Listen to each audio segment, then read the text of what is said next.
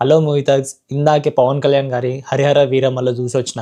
Cinema ఎట్లుందంటే మాత్రం అస్సలు బాలేదు, పెద్ద రాడ్ అని చెప్పాలి ఈ మూవీ అయితే. ఎందుకంటే ఫస్ట్ హాఫ్ క్రిష్ గారు చేసినట్టు కనిపిస్తుంది ఆడ.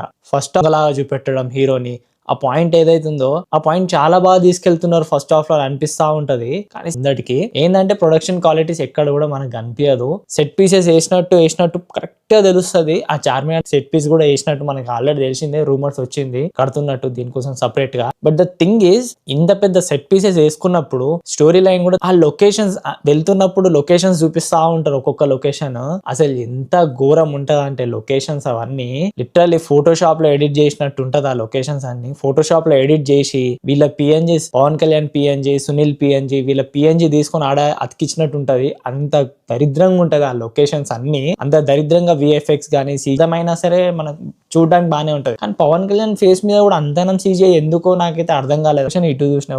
ఇటు చూసినా ఒకటే ఎక్స్ప్రెషన్ ఉంటది ఆయనది. అసలు ఆయన ఫేస్ లో ఆ లుక్ లో అసలు కొన్ని క్రిష్ గారే చేసినట్టు ఆ మార్క్ అనేది మనకు తెలుస్తా ఉంటది. అరే ఇది క్రిష్ గారు చేసిందే, ఇది క్రిష్ గారు చేసిందే అని చెప్పి ఇట్లా ఈజీ ఇట్లా చూడంగానే ఇట్లా కనుక్కోవచ్చు, అరే ఇది క్రిష్ గారే చేసిండ్రు అని చెప్పి. ఎందుకంటే అంత డెప్త్ కనిపిస్తా ఉంటది క్రిష్ గారు చేసింది, ఆ వర్క్ ఏందనేది మనకు. ఆ మూవీ అదే మ్యూజిక్ ఉంటది, జస్ట్ కొంచెం చేంజెస్ ఉంటది. చేంజ్ చేసినట్టు ఫ్రెష్ ట్యూన్స్ వాడినట్టు కనిపిస్తుంది కానీ పోతుండే ఆమె మొత్తంకి, వేస్ట్ అయిపోతుండే ఆమె క్యారెక్టర్ మొత్తంకి అని అనిపించింది.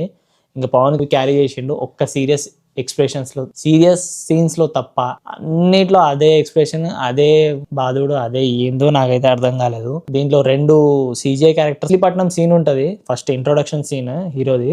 ఆ సీన్స్ మాత్రం చాలా బాగా, అంటే చాలా బాగా రాసుకున్నారు, చాలా బాగా.